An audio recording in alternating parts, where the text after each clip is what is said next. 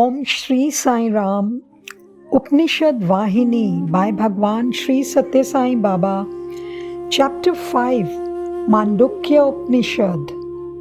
This Upanishad is the saram or the essence of all Vedanta.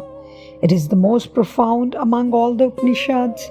It is also the paramount of all those that teach Brahma Vidya, having the distinction of being recommended as by itself enough to lead a man to moksha or liberation. It is the shortest of all the Upanishads. It is very brief, consisting of just a dozen mantras.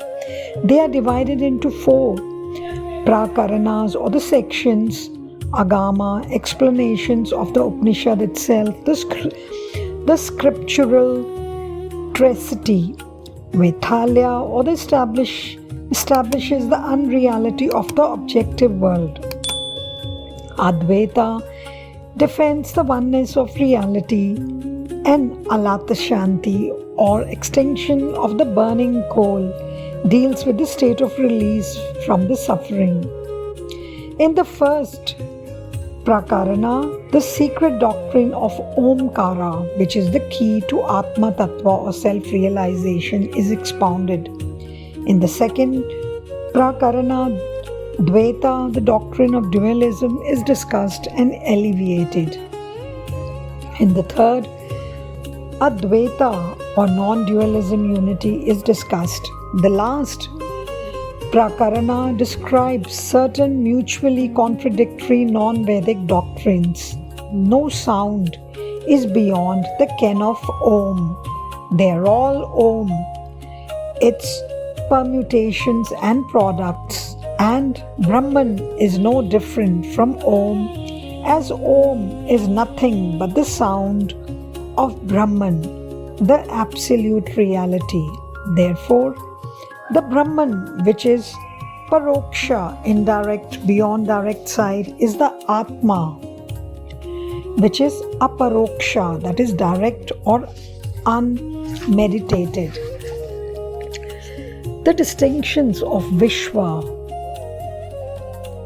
The distinctions of Vishwa, the term referring to a form of Ahamkaram in which the Atma is identified with the gross body in the waking state. Tejasa, the term referring to a form of Ahamkaram in which Atma is identified with the subtle body in the dream state.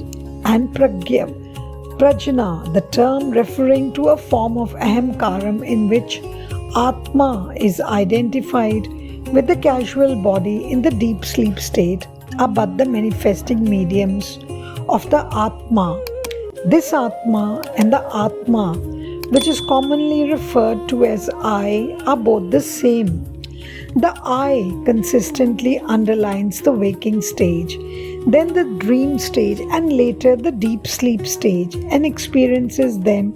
That is all. The I or the Atma swims like a fish in the river, attached to neither of the banks. In deep sleep, all the vasanas or impulses are suspended, and though they still persist, they are unmanifest or potent. In the dream state, man experiences vasanas or impulses. All these impulses spring up during the waking and the dream stages due to the vagaries of one's mind. As a matter of fact, it is the manasika sampadana or the impulses in the mind that causes creation, that is behind all srishti. There is, however, another stage distinct from these 3. It is named Turiya, meaning the 4th. This stage cannot be described by words or even imagined by the mind, for it is beyond both buddhi and manas. Turiya, in this context and as absolute reality, Shantam, original state, the state of equilibrium. Shivam, absolute blissful pure consciousness. Advaitam, non-dual, are called as the 4 features of the Turiya. Here the 4th state. It is Advitya, unparalleled. It is Nirvikara, unchangeable. In the Turiya state, the mental tendencies are destroyed, and so there is no more existence of the mind. It is the conquest of the mind, its negation, the Amanaska stage. In Sushupti or deep sleep stage, the mind is latent. In Jagrata waking state and Swapna dream state, the mind is active with pulsations. All these three states, Jagrata, Swapna and Sushupti, are similar as they cannot cognize Tattva, the truth. If this universe or the objective world truly exists, it breaks or interrupts Turiya, but that is not true. Turiya or Brahman is unbroken or uninterrupted. The objective world is not real, it is but a delusion of the impulsive mind. Once the truth is known, delusion disappears just like the superimposition of a non-existent snake on the rope. Therefore, the world is not born, nor does it die. The Akara, Ukara, Makara, Om represent the waking, dreaming, and deep sleep states of existence. Omkara is the outcome of these three. Omkara Upasana, when emphasizes the Akara of Om more, makes one realize all desires. If Ukara of Om is concentrated upon more in Omkara Upasana, then Jnana increases, and if M is especially dwelt upon in the Omkara Upasana, the final merging of the soul in the Supreme is effected. The Omkara Upasana, if carried out with full awareness of this significance, will earn the knowledge of the truth of the Jagat or world. The one who engages in Omkara Upasana, realizing his true existence and oneness with Akara, Ukara and Makara, draws unto himself the reference of all. This is the grandeur of Omkara Upasana. The A, U and M proceed from one to other and merge into Omkara and become Amatra, unmanifest Om. Omkara is Shantam, Shivam and Advaitam. This Omkara Jnana leads to Brahmatmekya, merging of the individual Atma into the Supreme Atma Brahman. The Karikas or the commentary in the form of verses of this Upanishad praise Pranava as the cause of Srishti or creation, Sthiti, sustenance and Laya, dissolution, and Sarva Shoka Nashanam, the destroyer of all grief. This is not all. He who ruminates on the Omkara, ever aware of its significance, can steadily move on to an awareness of the reality behind all these unreal appearances and awareness of the Paramatma Tattvam itself. In the first Prakarana, that is Agama section, the Dvaitika uniqueness of the Atma is established in a general way. In the second Prakarana, Dvaita is shown as Anitya. In the third Prakarana calls specifically Advaita, the doctrine of Advaita is established by arguments and affirmations.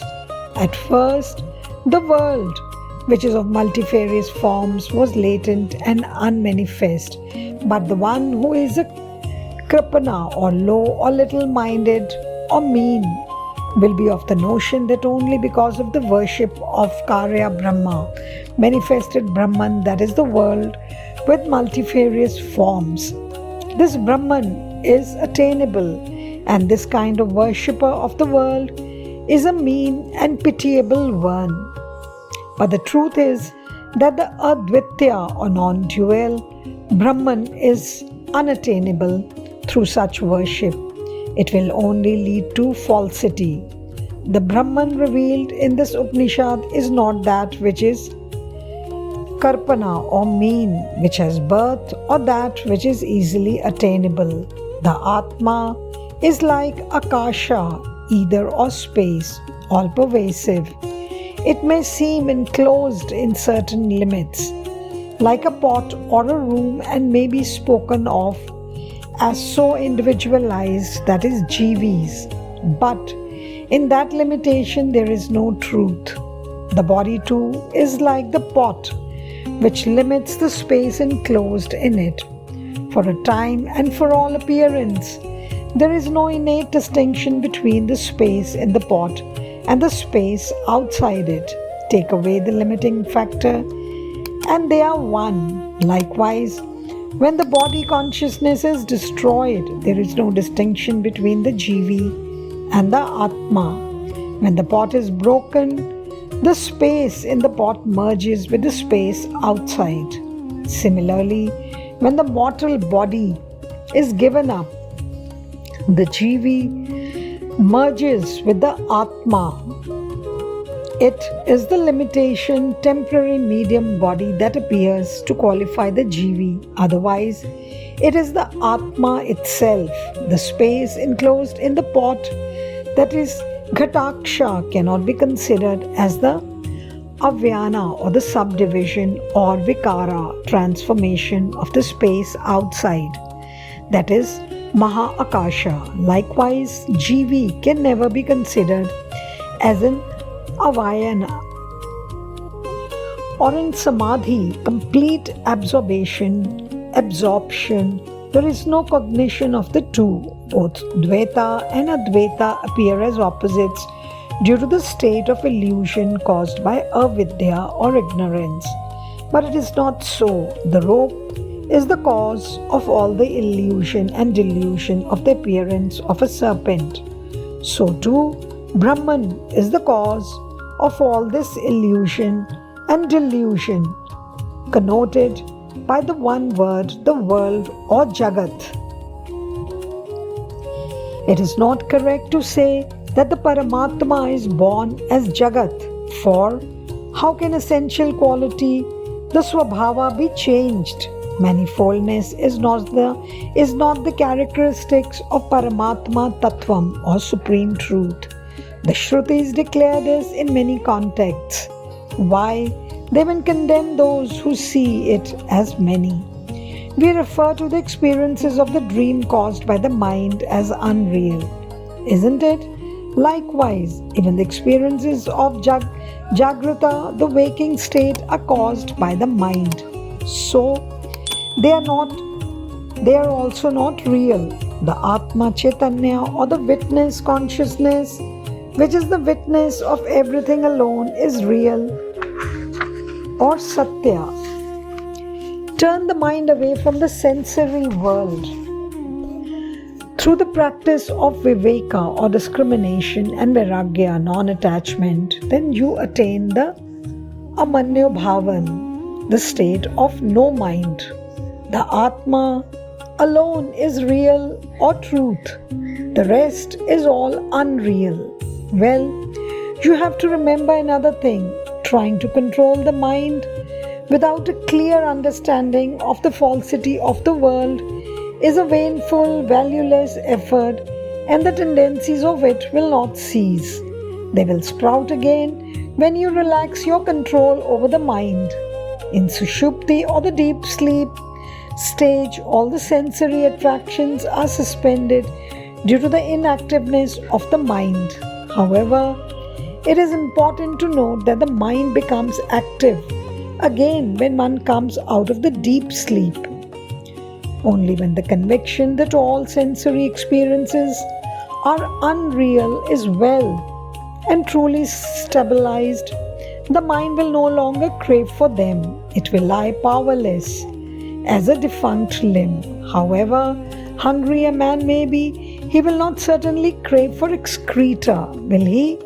Atma, which is ever evident, is devoid of sleep, birth, name, form, and so on. It is Nitya, Swayam Prakasha, eternally self-effulgent. This kind of knowledge leads to Nirvikarana, or changelessness, that is free from the cycle of birth and death.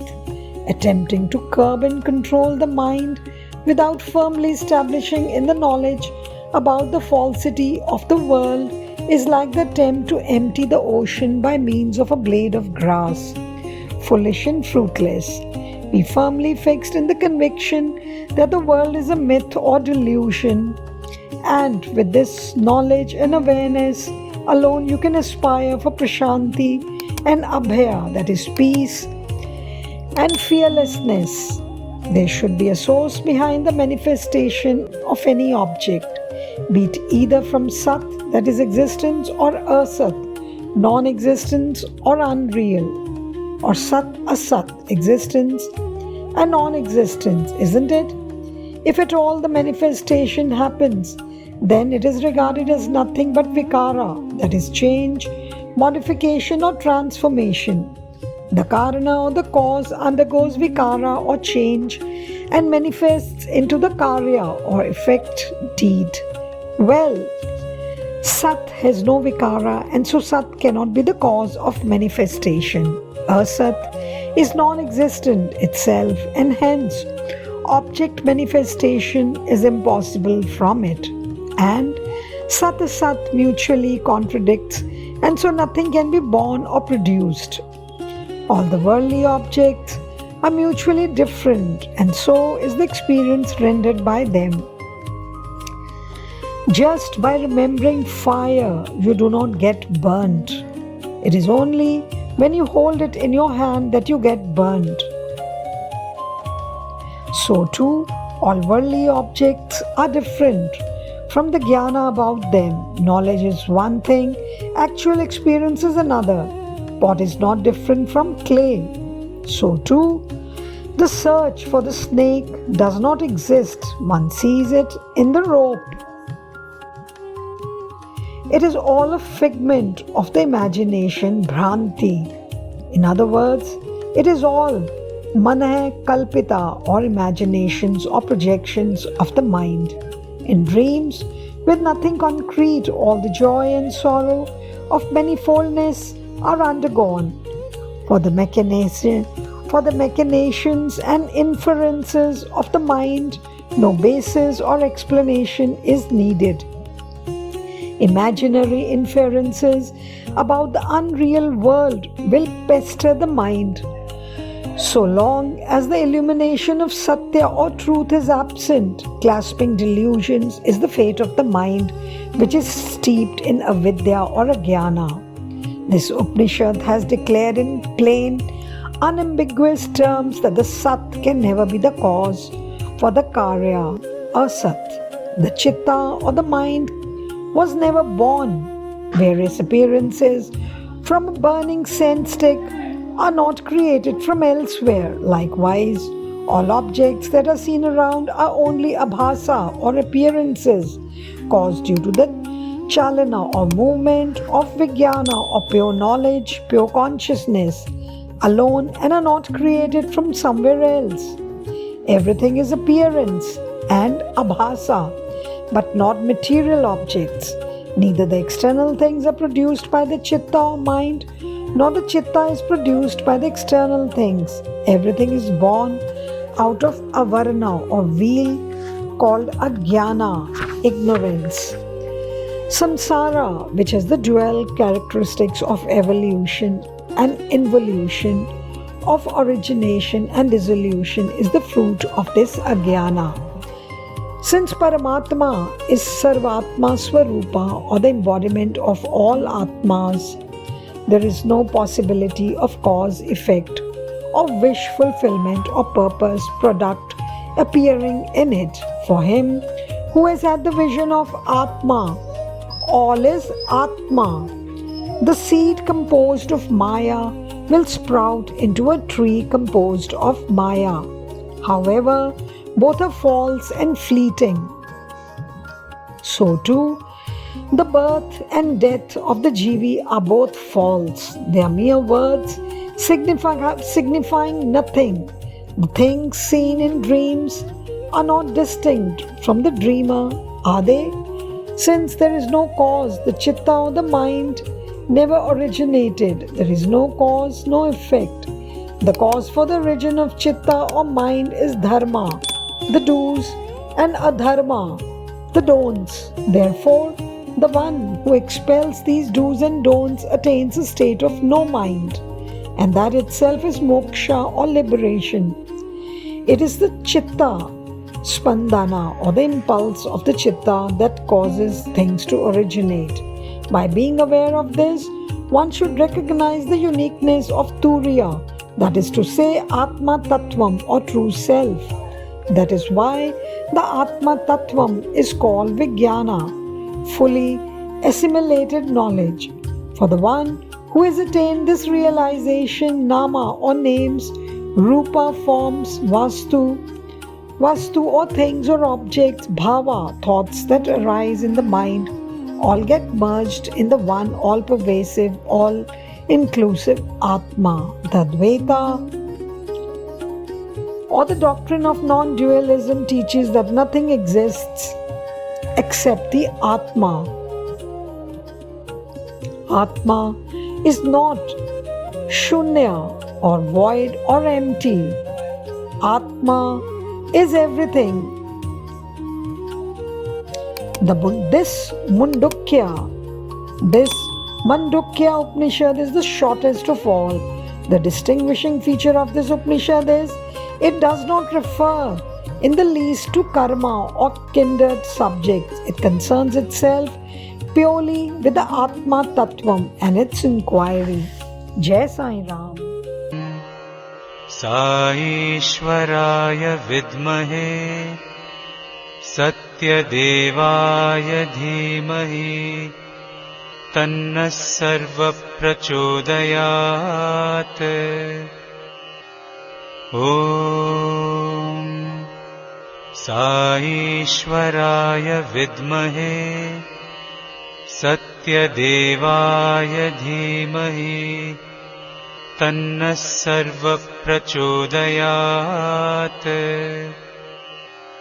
Om Sa Ishwaraya Vidmahe Satyadevaya Dhimahi Tanna Sarva Prachodayat. Om